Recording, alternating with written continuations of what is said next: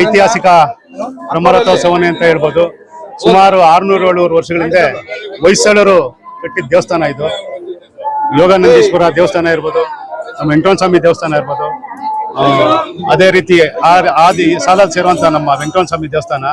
ಈ ವೆಂಕಟರಮಣ ಸ್ವಾಮಿ ದೇವಸ್ಥಾನ ಇರ್ತಕ್ಕಂಥ ವಿಗ್ರಹ, ಮೂಲ ವಿಗ್ರಹ ತಿರುಪತಿಯಲ್ಲಿ ಪಾಳ್ಯಗಾರರು ಕತ್ಕೊಂಡ್ಬಂದಿದ್ದು ಅಂತ ಒಂದು ಪ್ರತೀತಿ ಇದೆ. ಅಷ್ಟು ಸತ್ಯವಾದ ದೇವರು ನಮ್ದು ವೆಂಕಟರಮಣ ಸ್ವಾಮಿ.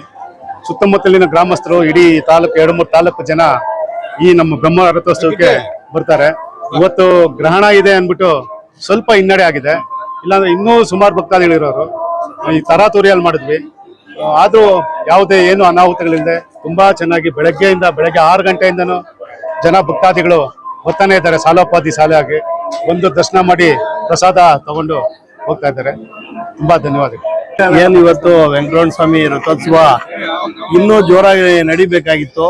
ಈ ಗ್ರಹಣ ಪ್ರಯುಕ್ತ ಮುನ್ರಾಜಣ್ಣವ್ರಿಗೂ ಅವ್ರಿಗೆಲ್ಲ ಸ್ವಲ್ಪ ನಿರಾಸೆ ಆಗಿದೆ ಒಂಚೂರು. ಯಾಕಂದ್ರೆ ಭಕ್ತಾದಿಗಳು ಎಲ್ಲ ಬಂದು ಬೇಗ ಎಲ್ಲ ಕಾರ್ಯಕ್ರಮಗಳು ಮುಗಿಯೋದ್ರಿಂದ ಅವ್ರಿಗೂ ಸಮಾಧಾನ ಆಗ್ತಾ ಇಲ್ಲ.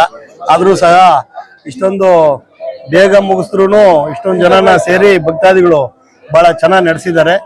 ಅವ್ರಿಗೆ ಬಹಳ ವೆಂಕಟರಮಣ ಸ್ವಾಮಿ ಅವ್ರಿಗೆ, ಅವ್ರ ಕುಟುಂಬಗಳಿಗೂ, ಅವ್ರಿಗೂ ಬಂದಿರ್ತಕ್ಕಂಥ ಭಕ್ತಾದಿಗಳಿಗೂ ಎಲ್ಲ ವ್ಯಕ್ತಿಗಳಿಗೂ ಆಯುಷ್ ಆರೋಗ್ಯ ಭಾಗ್ಯ ಕೊಟ್ಟು ಅನ್ನದಾನ ಸುಖೀಭಾವ ಅಂತ ಅನ್ನ ಆಗ್ತಾ ಇದ್ದಾರೆ. ಎಲ್ಲ ಪ್ರತಿ ವರ್ಷದಂತೆ ಚೆನ್ನಾಗಿ ನಡೆಸ್ಕೊಳ್ತಾ ಇದ್ದಾರೆ. ಮತ್ತೆ ನಮ್ಮ ಸಚಿವರು ಕೂಡ 75 ಲಕ್ಷ ಈ ಒಂದು ಚೌಲ್ಟ್ರಿಗೆ ಅನ್ನದಾನ ದಾಸೋಹ ಭವನಕ್ಕೆ 83 ಲಕ್ಷ ಕೊಟ್ಟಿದ್ದಾರೆ. ಇನ್ನು ಮುಂದೆ ಈ ದೇವಸ್ಥಾನಕ್ಕೆ ಏನು ಆಗ್ಬೇಕಾದ್ರೂ ಅವರು ಕೂಡ ಉಪಮುಖ್ಯಮಂತ್ರಿಗಳು ಆಗುವ ಒಂದು 100% ಸಂಭವ ಇದೆ.